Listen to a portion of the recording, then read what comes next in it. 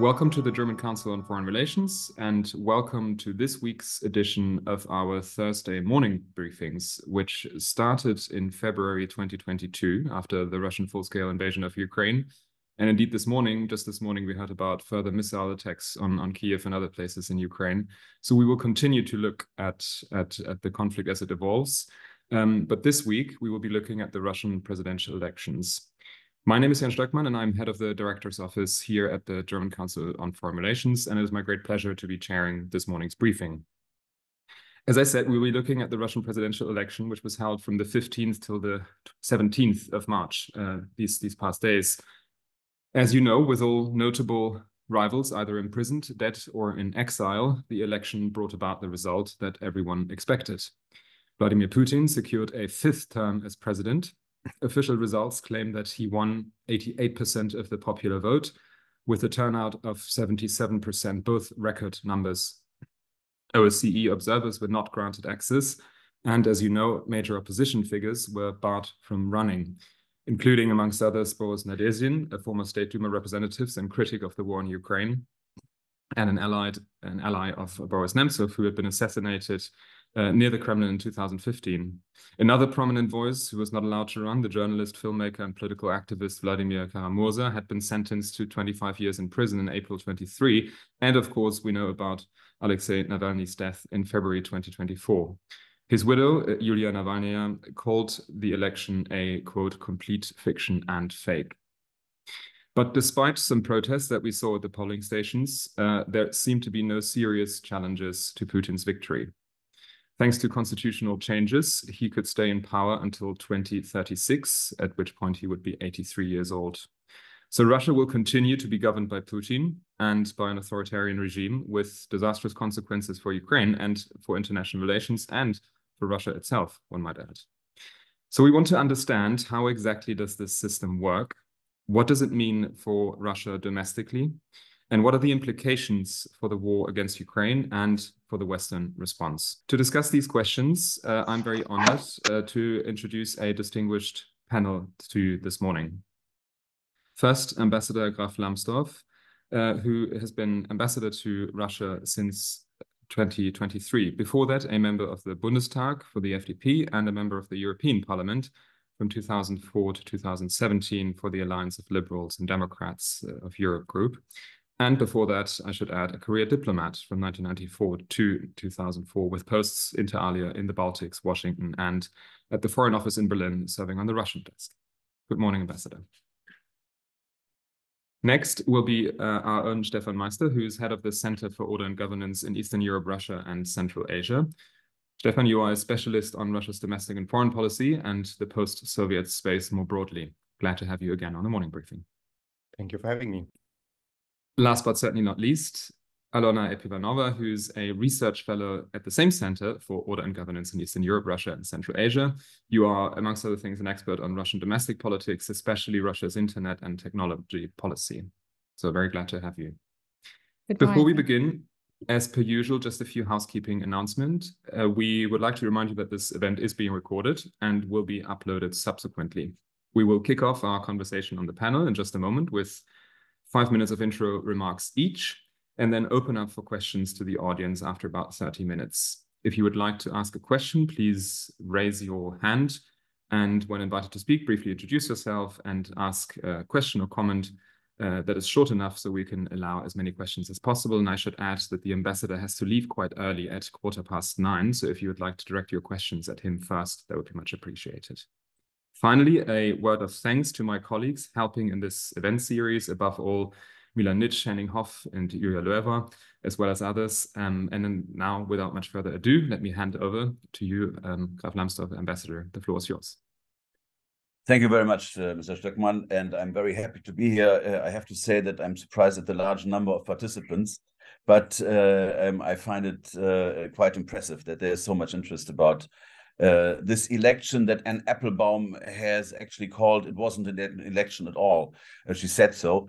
Now, one has various ways of looking at an election. And of course, as somebody who lives in Moscow and somebody who has run in a couple of elections himself, I looked at it, as somebody, observing what was going on the ground, I looked at it against the experience that I have myself. And of course, I have been an election observer in many elections around the world. And I looked at the election also as a process, in a way, as an election observer would watch it. And let me start from that perspective. I mean, was this election really an election, yes or no, by international standards? And you look at various elements there. You look at the constitutional setup, you look at the electoral law, you look at the human rights situation in the country, and you have a framework then, Mr. Stöckmann just mentioned it, where already starting from the constitutional perspective, it's questionable whether the lead candidate of the governing party actually did have the right to stand if one looked at the constitutional setup. Now, according to the domestic dynamics in Russia, of course, he did have that right. He used that right, and he stood. For other candidates, it was much more difficult. Mr. Stöckmann, you mentioned Vladimir Putin. Candidate registration is a perennial issue in elections around the world. And again, here, the registration process was used to make sure that the opposition would not have a fair shot. Because that's what has happened. There were two candidates who were clearly positioned against the main political task of the lead candidate. They were anti-war candidates, Mrs. Duntsova and Mr. Nadershin, and they were both denied registration by the Election Commission.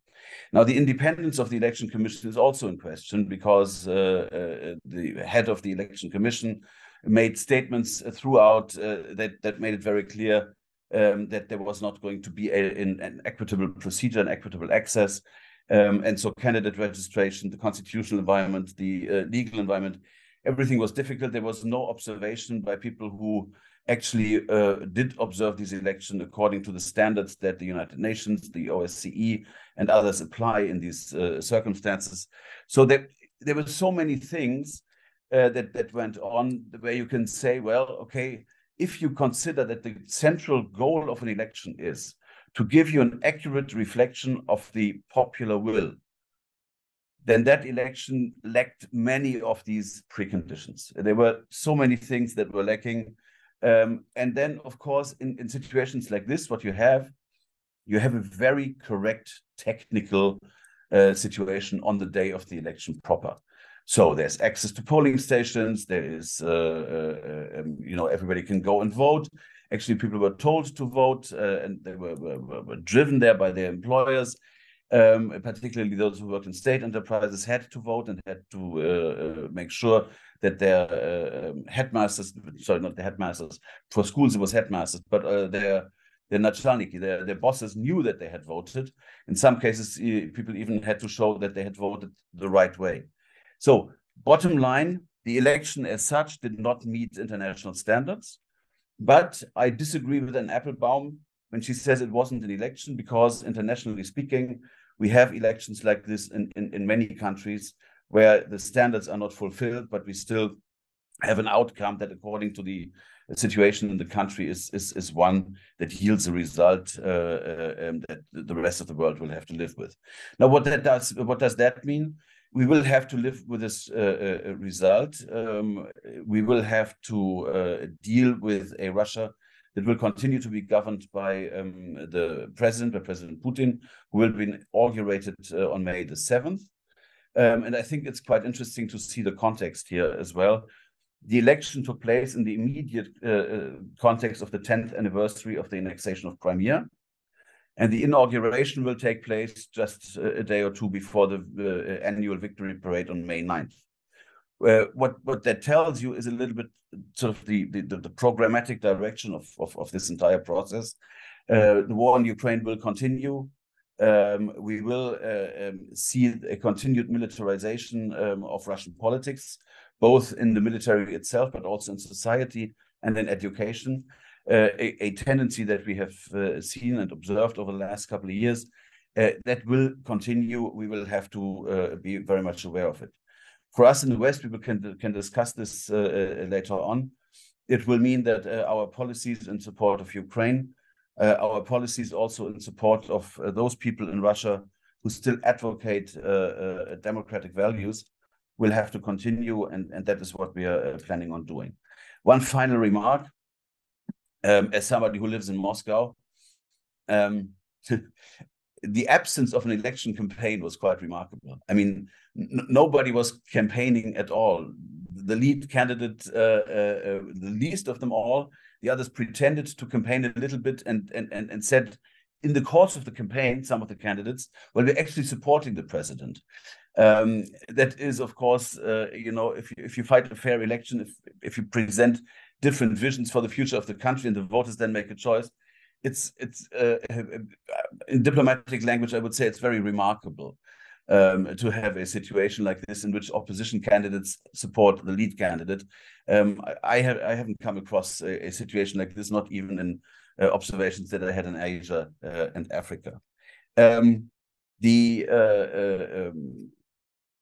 bottom line is, I think the one that Karl Schlögl has identified.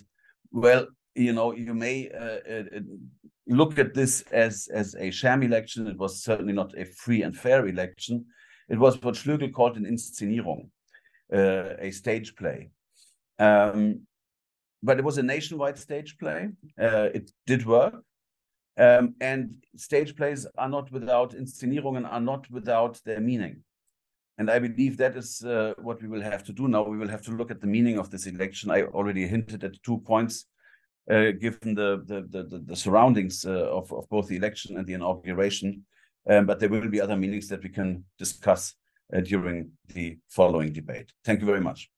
Thank you so much, Ambassador, for these perspectives and for the frank and open description of what one may or may not call an election. Allow me a brief follow-up. The German government decided not to congratulate Vladimir Putin.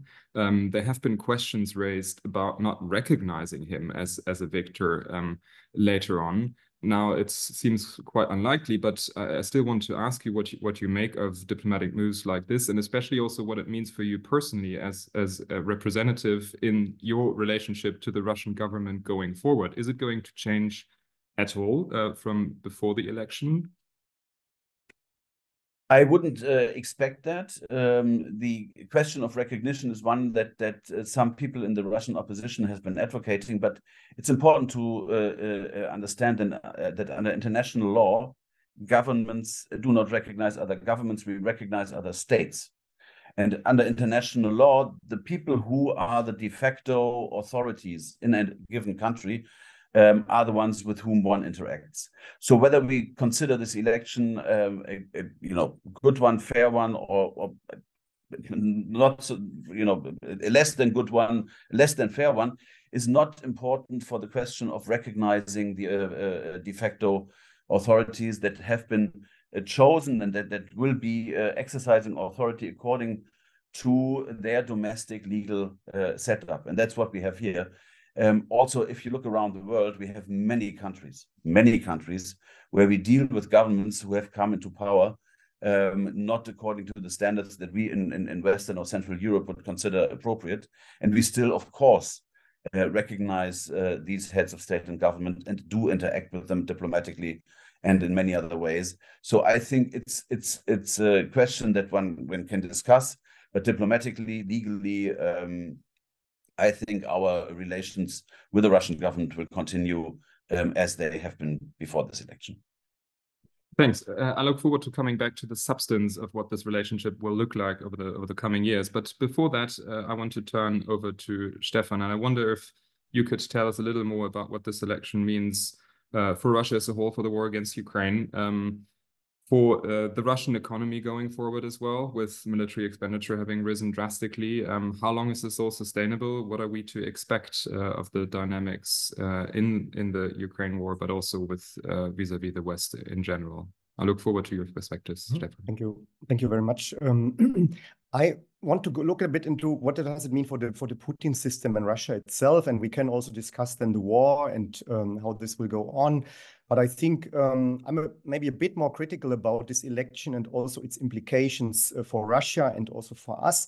I would even say it's not an imitation of an election anymore, but it is a managed process where the Russian state decides who votes what, how, and when. So I think the whole process and even bringing the voters to the polling station is managed by the state in an amount, I think, which I think is exceptional. I think it's not, you cannot just say this is like in many other authoritarian states. I think it's much more managed and much more organized by the state, and we can see it in other countries. And that means the society is not voting in any competitive process their president, but the state decides what kind of society and results it wants. So we have a reverse process in a way, where the state and the elites decide what society they want. And I think this raises serious questions of the legitimacy of the Putin as a president. And we all understand Putin is not Lukashenko, yeah. It's not Belarus or the head of Belarus, and there's a reason why we will not question this election or its legitimacy. I think the election confirms a governance and regime change in Russia, in my opinion. So this is at the end also of a new metamorphosis, transformation of the Russian system, of the Putin system, into a semi-totalitarian system. And it is on the way to a totalitarian state, which we also know from Soviet past. I think this event is a milestone in this transformation process which defines society-state relations in a new way in Russia, and in an even more radical and totalitarian way. And there are no citizens or functioning institutions anymore the society can apply. But we see despotism, growing despotism, the consolidated power of the security institution in a vertical of power where one guy decides in the end everything, and there are no correctives anymore. But you don't know, you cannot expect how the system will punish you in any kind of situation. What we also see, I think, is a long-term process in Russia, and there's now a consolidation of a conservative ideology, which plays an increasing role as a fundament for the regime. And it's decidedly anti-democratic, anti-pluralistic, anti-liberal, anti-minorities, anti-women, you can even say, and which has an attractiveness also for the rising right-wing in Europe, the US, and globally. So I think this is much more than about just Russia, in my opinion. What Germany and many Western states underestimated for too long, and I think this is really a problematic development, and it has led also to the war in Ukraine. It is a key element, is the aggressive character of the authoritarian Putin system since, we can say, 2 decades, which produces war outside of the country, repression inside, and is increasingly radicalizing itself. What we now see is the legitimization with the war, not only against Ukraine, but also against the West. Ukraine is only seen as a proxy of the West, which has to be destroyed, and the regime is willing to pay nearly any price to do this, and even to suffer its own society. So it does not care about the society, but it cares about its own legacy, legitimacy. And this is war, and this is the empire, and this is destroying not only Ukraine, but also undermining the West, and changing the global order. At the same time, we observe a growing gap between the society and the regime, which manages the society more and more with fear and isolation. It sanctions any divergence from the defined norm by the regime. So there is no space anymore for the society. And I think the death of Alexei Navalny, which was a process, in my opinion, of killing through torture, should not only deter other actors to challenge the regime, but also marks a new stage of a regime that really kills its opponents. And I think that's different than in the past, as we remember with Khodorkovsky, who still could live and write and communicate and then even leave the country. I think this is not anymore possible. And we will see more killings also of opponents, even in Russia, and even also in the jail in Russia. So the system is becoming more totalitarian in this sense. We see still elements of resistance or opposition in the society with the mothers and wives of soldiers. We observe some creative means of protest on the election day and also in everyday life. And we see really that the society also adapts to this situation, but and I think that this is for me also kind of an alienation. I also think that what they did with Alexei Navalny was overplaying the game. But I think with this radicalization, it will be more and more difficult for the society, and the punishment will be harsher and harsher also from the regime. I think this war and this regime does not offer any future for Russia. It is spending all the resources for the war in Ukraine, and also for the control and isolation of the society. And this war is the center of legitimacy of the regime. So when we're talking about ending the war, freezing the war, we have to understand it's becoming system immanent, and it's crucial for the regime. So I think it's not just easy to talk with Putin, to sit together in a room and finalize or end this war. I think everything is about a great past, keeping the empire a conservative ideology, which will destroy and further dehumanize the Russian society. So I think this system is toxic inside and outside the country. Therefore, I do not see the momentum and any chance for ending this war, except under conditions which will destroy Ukraine and further undermine any credibility of the West. And I think all people who talk now about freezing or ending this war are not understanding the nature, character, and danger of the Putin regime, but rather projecting their own ideas and weaknesses into a reality which does not exist. I think it's the same element we had in the past in German politics. We were creating our own reality, but we did not really analyze and understand the character of this regime, and we still have these kind of discussions. And maybe has not to exist for, and I think these people empower the Putin system and this rhetoric, and I think it's really irresponsible and also dangerous. And I just want to end. I'm just back from the South Caucasus. I was in Armenia, in Georgia. I was also last year with a colleague in Central Asia, and we can see the growing distance there also from Russia. People don't want to speak Russian anymore. It's really also distancing with anti-imperial, anti-colonial argumentations. So I think the empire will collapse in a way. It will be a very painful process. At the same time, we see Russia as a norm setter in many areas. If it's foreign agent law, if it's internet control, if it's LGBT law, if it's media law. So we see really that Russia is exporting also its norms and in a way, and is competing also with our norms. And I think we have to understand also not only the regional but the global character also of this regime. And again, I think this election is just a confirmation of the metamorphosis and the next stage also of a regime which will further try to survive and to enlarge its impact in the neighborhood and beyond the neighborhood. Thank you, Stefan. Point taken. The regime is not sustainable. It will be interesting to see and to discuss to what extent the speeding up of more authoritarianism or even totalitarianism, as you called it, will also speed up the process of the Russian regime not being sustainable anymore. And we will come back to this in the debate. But I want now to hand over to Alona, and perhaps you could help us to understand a little more how these authoritarian measures have shaped political life in Russia, and help us understand how the Russians are keeping up with this. Over to you. Thank you. Thank you for having me in this super interesting discussion.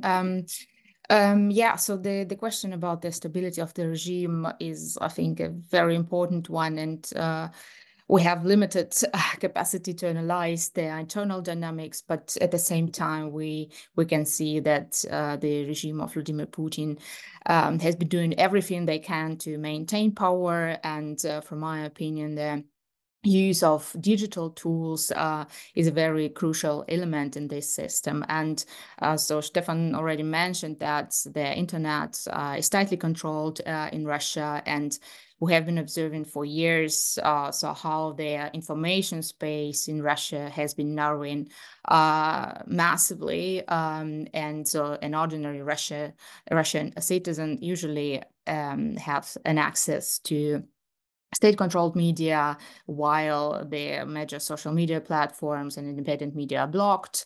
And now we see also that so several VPNs, which allow circumvention of censorship, are also blocked, and not only VPNs itself, but also the dissemination of information about the use of VPN is prohibited in Russia since a couple of weeks. And I think remarkably in the election, we see also the use of digital tools such as remote voting. So Russia has started to test it already in 2019. And so me and some other experts were expecting this tool being massively used in the presidential election 2024, which has actually happened. And for the first time, so 28 regions plus Crimea were using online voting. So about 38 million of people could vote online. And before the elections, there were already several reports about coercion of public sector employees to cast ballots online. So people were practically forced to register at the state-controlled Gosuslugi web portal, and then also to cast their vote. The problem is that the system is very, very untransparent. So and it was designed in a way that no independent observation and monitoring is possible. So for us, like observing the elections and this digital tool is kind of the black box. So unsurprisingly, looking at the results of this online voting, we see that Vladimir Putin gained about 4 percentage points more than in traditional elections. So the Kommersant media calculated that 88% of voters who cast their ballots using remote electronic voting systems gave him the vote. While looking at the regular polling station, this figure amounted to 85%. So in the total, more than 8 million voters voted online, which is almost every 10th of those who took part in these elections. And remarkably, most of the people voted online were in Moscow. And as you might know, so people in Moscow are usually more critical. So at the previous election, we observed a lot of protest during the elections. And I thought it was designed also, especially for Moscow, to have rather predictable, to have rather very high results for Vladimir Putin. And then we see that if like at paper polling station, traditional polling station, he received in Moscow about 77%, then online it was for him about 89%. Of course, it gave a serious boost for Putin, but at the same time, I think online voting in the whole context of direct manipulation and falsification of votes is, it's just an element. But at the same time, I think it's useful to look how it was used, and also to put it into the whole context of the election process, and to see the really new quality of elections. Because, as I said, we expected that the e-voting will be the major tool to falsificate elections. Now we observe that direct rewriting of protocols of the votes was massively used on the whole countries. So some election experts estimates about 22 million votes were given for Putin, while by rewriting of protocols. So the Novaya Gazeta Europe estimated about 31 million of votes were given for Vladimir Putin. And I think under these circumstances, and given the whole context that the ambassador already described in Russia, there is just a very narrow room for maneuver for the opposition, for the civil society, and there's practically no legal tools for protest. And so we observed several very important incidents when people showed up for giving their signatures for Nadezhdin, and then for the grave of Alexei Navalny, and then at the so-called noon against Putin in Russia, and several countries at the embassy.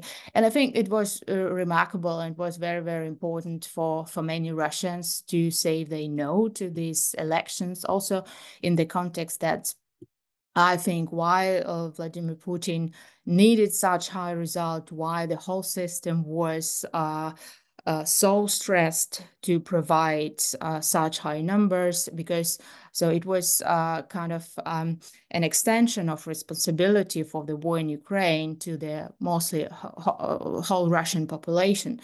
So I think it was done before, as we observed with other parts of the Russian society during the Security Council meeting before the full-scale invasion on the 24th of February 2022. Then we saw several meetings of Vladimir Putin with Russian business elite, and we saw like during mobilization in Russia, so more and more people were involved in this war. And but I think so with this election and with this very high result for Vladimir Putin, 87%, so now it's officially that the whole Russian population is now responsible for the war. So that's why I think the system was that overheated to provide such results. Mm-hmm. And I think for people who are real against the war, it was a very unique chance to show up to the polling station at the noon on the 17th of March. And we saw thousands of people in Russia and also outside of Russia showing they are standing to this and saying no, and also under this very exceptional, very controlled conditions. I might stop here. Thank you so much for these insights, Alona. And as I'm encouraging our audience to get ready and raise their hands and ask questions, I will ask two more brief follow-up questions. One is something that both Jens Strohschneider and Stefan Schumacher raised in the chat, and which you alluded to, numbers reported in Le Monde and other newspapers about millions, 20 to 30 of votes that are fake, essentially. So first, what do you make of these numbers? And second, can we really estimate this? And even if we can, what does it really mean? What does it tell us about the state of the Russian opposition, essentially? One other thing that we didn't talk about, a way in which the elections were rigged and fake, is, of course, the occupied territories. And perhaps I could ask both the ambassador and Stefan Meister to comment on what sort of precedent this sets and how this changes the dynamic in the conflict with Ukraine. But again, let me encourage everyone in the audience to raise their hands and come forward with questions. As you know, the ambassador can only be here until 9:15, so feel free to join the conversation. I'd like to start again with the ambassador and then go in the order as we did in the beginning. Well, let me answer very clearly as far as the elections in the occupied territories are concerned, and the government has been absolutely crystal clear on this. These elections will clearly not be recognized, and the people who are involved in organizing them will face consequences for that. So this is very clear. It's a European Union consensus on that. To hold elections in occupied territories of a different nation violates international law so clearly that there is a broad consensus, which I just described. As far as the numbers are concerned within Russia, Aliona just said something that I found really, really interesting, because that tells you something. The system has overheated to produce a result of such dimensions, that one is reminded of Central Asian situation. It's the same, nearly the exact same numbers as in Uzbekistan now, in Russia. And there was a competition between regions, to deliver good results. In Chechnya, for example, the president is said to have won 98.99% of the vote. The ones in the audience who still remember the good old DDR, East Germany, know what these figures mean. They're completely devoid of any sort of real substance. But the system The entire state, from Vladivostok to Pskov, was in a competition to deliver participation rates and positive votes for the lead candidate, in a way that we looked at the result, in Moscow, and were quite astonished, because the question that we asked ourselves before was, was Putin going to win more than 80% or slightly less than 80%? So to end up at 88% shows a real overheating. And whether all the figures are plausible or not, I have my doubts, but I'm not going to engage in sort of, second guessing Novaya Gazeta or others. I will let the election specialists, the statisticians, look at these things, because it takes some time to figure that out. At the end of the day, it will tell us a little more about this election, but I don't think it's going to change our fundamental assessment of the election. And I think that's what we've discussed just a few minutes ago. Mm-hmm. Stefan? Just only quickly to add, I think indeed the amount and means of manipulation are even for Russia outstanding. Yeah, so I think the system was so under pressure to provide these high numbers in this situation that it was. Yeah, it was really in a stress test, but it was also preparing already with the last elections. Increasingly, a system was several means where they could manipulate the election. Yeah, so I think we can see it as a process. With other elections and this introduction of e-voting, manipulation in the internet, but also other means which I think reach now a new level. But still, I think that was not enough. Yeah, so I think they had still, in a way, to do more to get these numbers. Russia is not, in this sense, a Central Asian country, or yeah. So in where this is part of the maybe also of the political culture in a way. So I think that's really a new reality. I just want to say one sentence on the occupied territories. I think we see that Russia is just moving forward also in a way with the integration process. And I think there's a lack of attention what Russia is doing in these occupied territories and how it is also pressuring societies there, how it is organizing the society, what kind of system regime also of repression we have in the occupied territories. And I think that's, and also changing the reality there. I think that's something which really needs more attention. I just want to ask one question to the ambassador, if I'm allowed. And I want to ask you, how is it possible as a German ambassador now in Moscow to engage with the government, to engage also as a diplomat in a way with politics in Moscow, and have any talks about whatever German-Russian relation means, or also the war in Ukraine? So where do you see your role also at the moment in Moscow as a German ambassador to Russia? Thanks, Stefan. I will give the ambassador a chance to react in just a moment after we hear from Alona. Well, I mean, just a little remark on the whole situation. I also think that looking not only on the sociologist surveys and several estimations of how many people could vote for Vladimir Putin or not, so it's very difficult to really assess this result in the authoritarian country. But at the same time, I also think that if we look back at the elections for Vladimir Putin starting in the year 2000, he had no other rooms for maneuver, but rather go further with higher results. So because, with every elections, he got more and more percentages. It's about 12% and so on. And I think he's going to run for another election, what he is allowed to do according to the new constitution. So that's why. So he could have gone, I think, 50-60% as some election expert estimates, but at the same time, given the whole background, he's not allowed to take more votes than the previous election, and also, as I said, in the condition of kind of plebiscite for his war, as just possible to give a little than the previous elections. I will not take that much for my remarks, because I know the ambassador has to leave, so maybe just over to him. Thank you. So let's turn to Stefan's question: how to engage with Russia now, given the situation, perhaps also with a view to the opposition and to dissidents. What do you tell them? How do you encourage them to go on? And I would like to, since you only have 5 minutes left, to take one more question from the audience, perhaps also directed at the ambassador. Gabriele Wodelko, Head of History and Politics at the Körber Stiftung, please. Thank you very much. Good morning to everyone. A very brief question that's more directed to the, let's say, to the election and its consequences towards Russia's international positioning, so to say.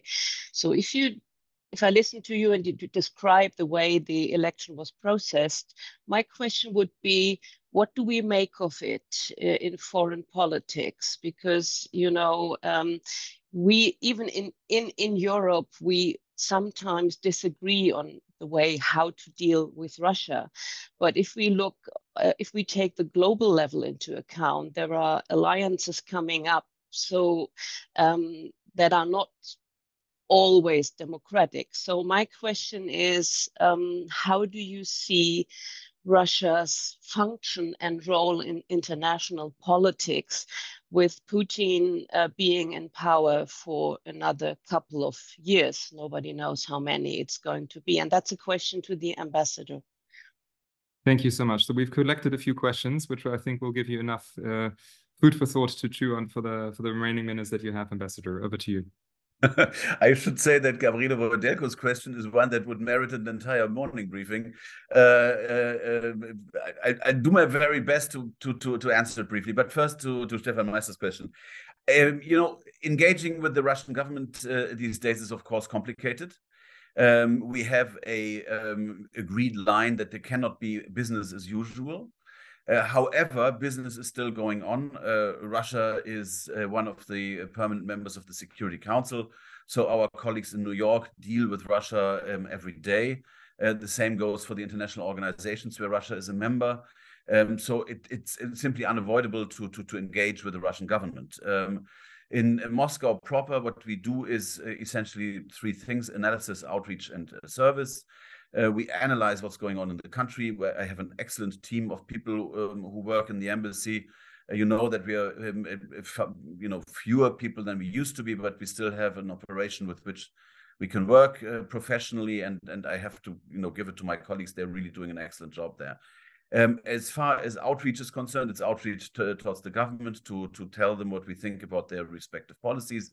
It's also outreach to rebut some of the things that come our way. For example, you know, this notion that the West might have interfered in the Russian elections.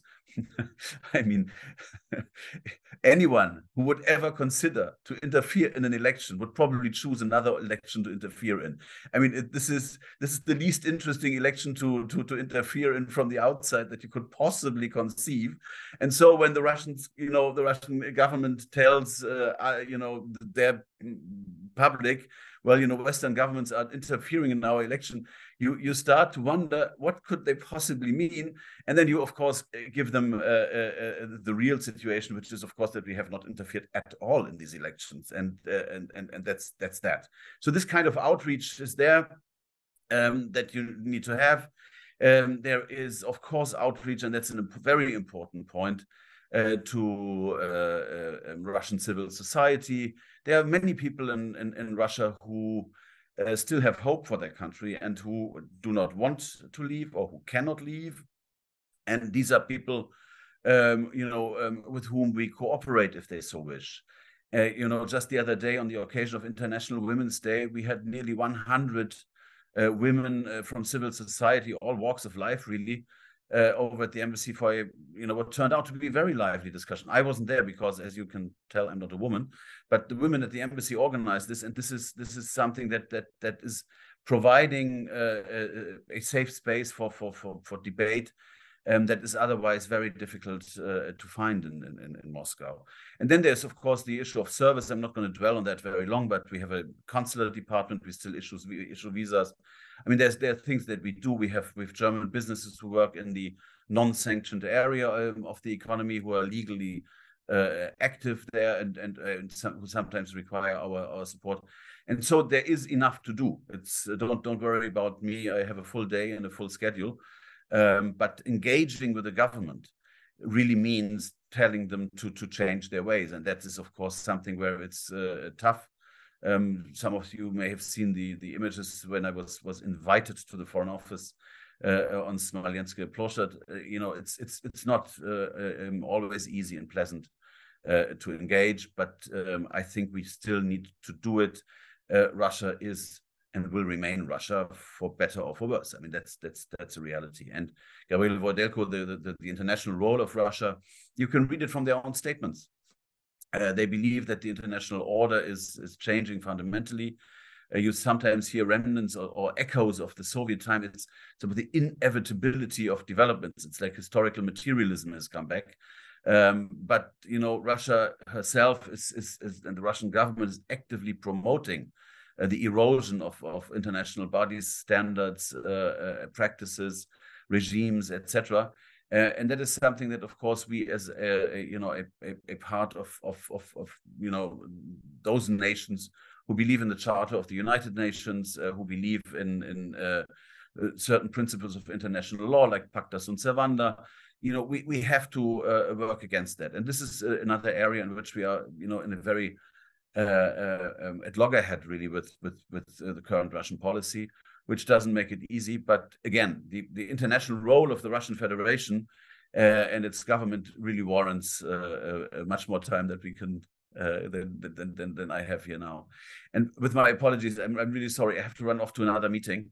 I will leave the meeting now, and thank you so much for the presentations. And I'm looking forward to engaging with DGAP soon again. Thank you so much, Ambassador. It was a distinctive pleasure to have you. Good luck with your meeting. And as you say, these morning briefings will continue, so we'll have plenty of time to return to these questions some other time in the future. Excellent. Thanks, and all the best to you. Bye-bye. Bye-bye.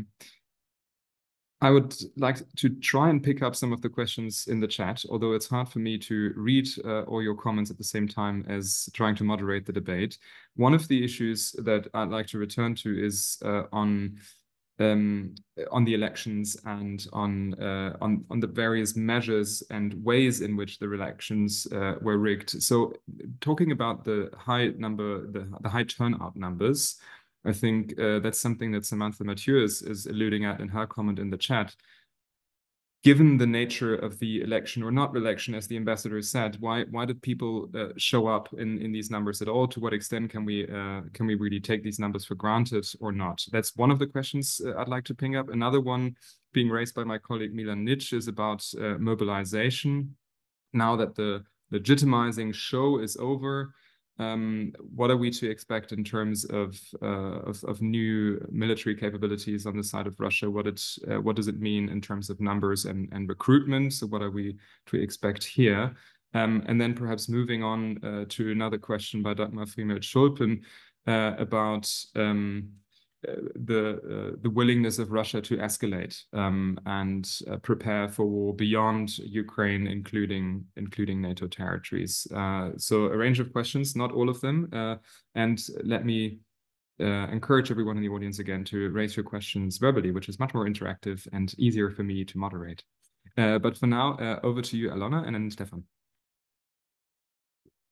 Okay, I maybe start with the question of the number and falsification.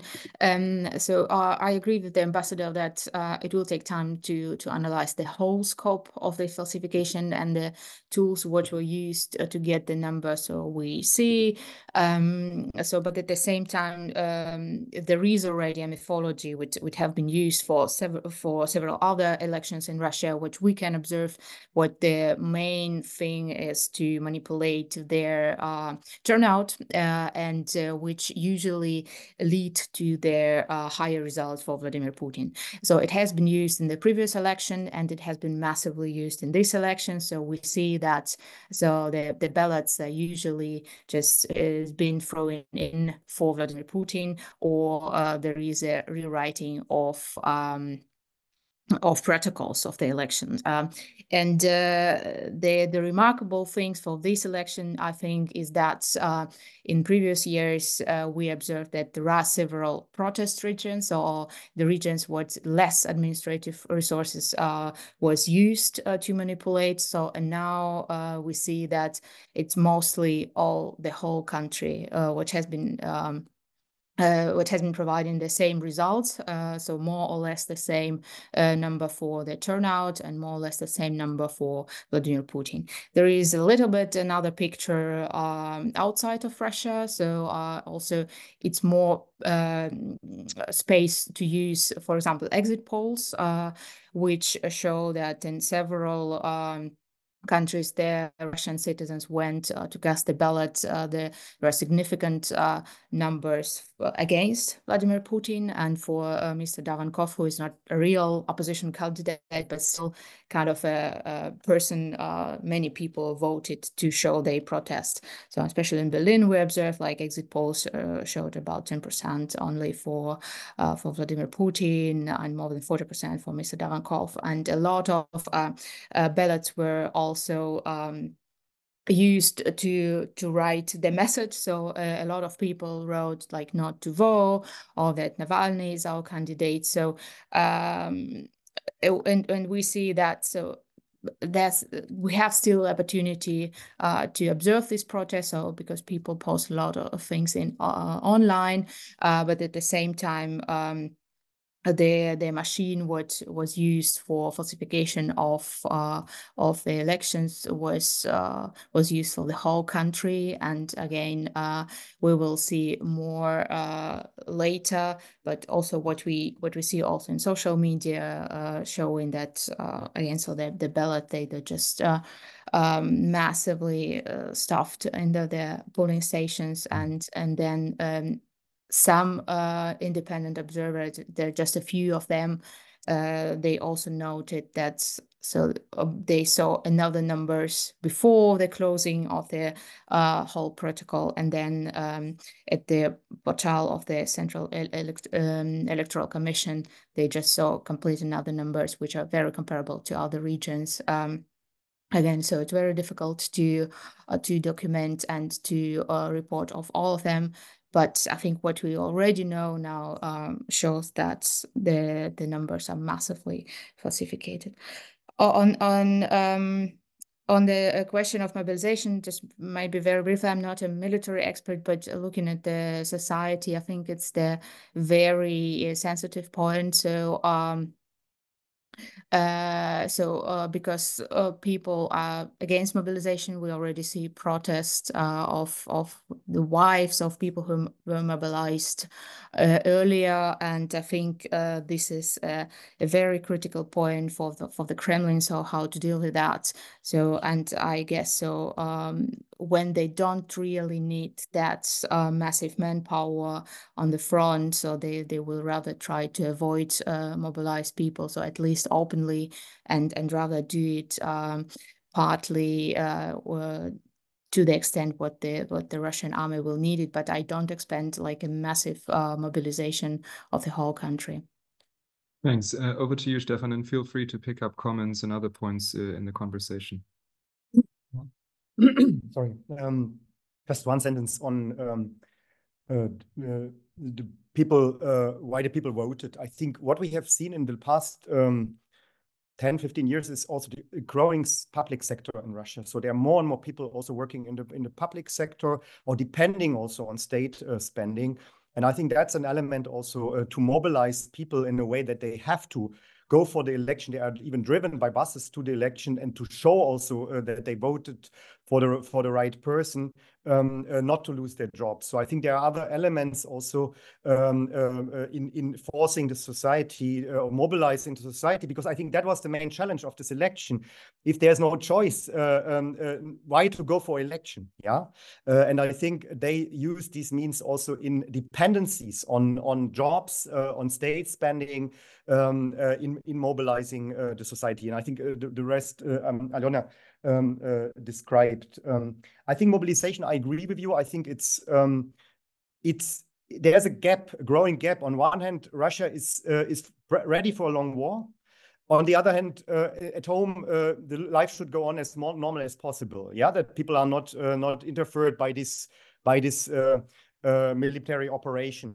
So I think they try to mobilize through money, which is still going on, but I don't expect a big mobilization. They need to mobilize more people, definitely, and I think there will be a limit, but they will find ways, creative ways, maybe also of mobilizing some parts of the society. But I don't expect here also, as I agree with you, like a big mobilization campaign. The question on willingness to escalate towards NATO, I would first say no. I think it's too costly to attack NATO, and it's the deterrence functions. But it depends on us. It depends on if the deterrence really functions. It depends on the US election in November.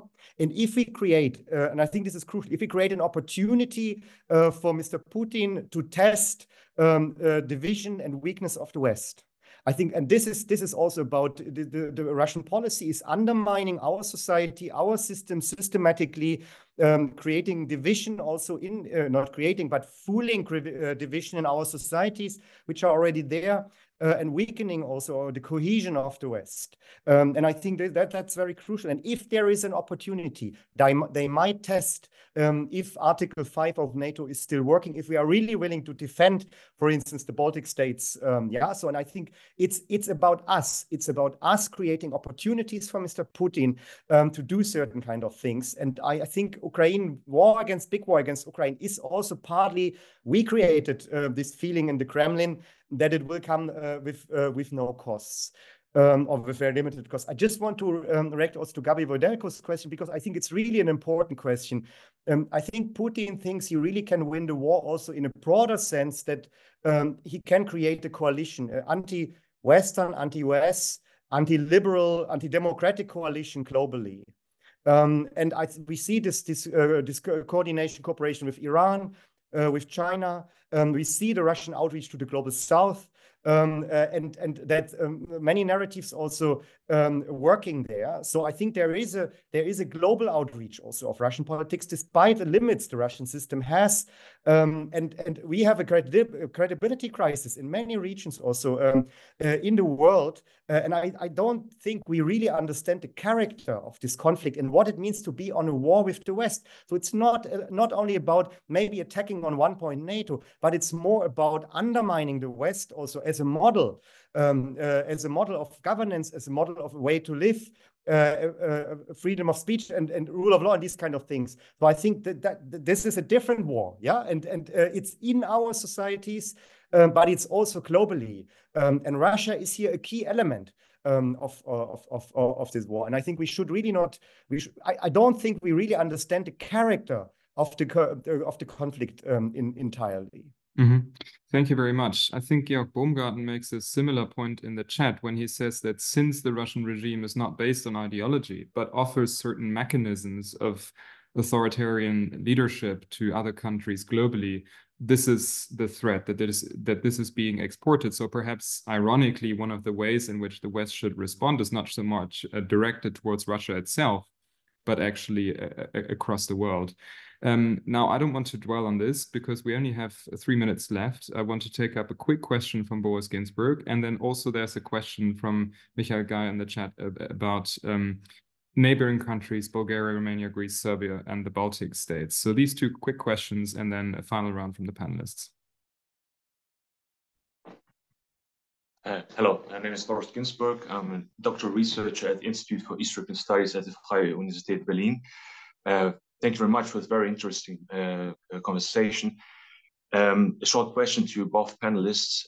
Do you agree that, or would you agree with the statement that after Navalny's death and after mostly all the opposition is abroad, that the only way for a regime change, let's say it this way, would come from the elites in the Kremlin?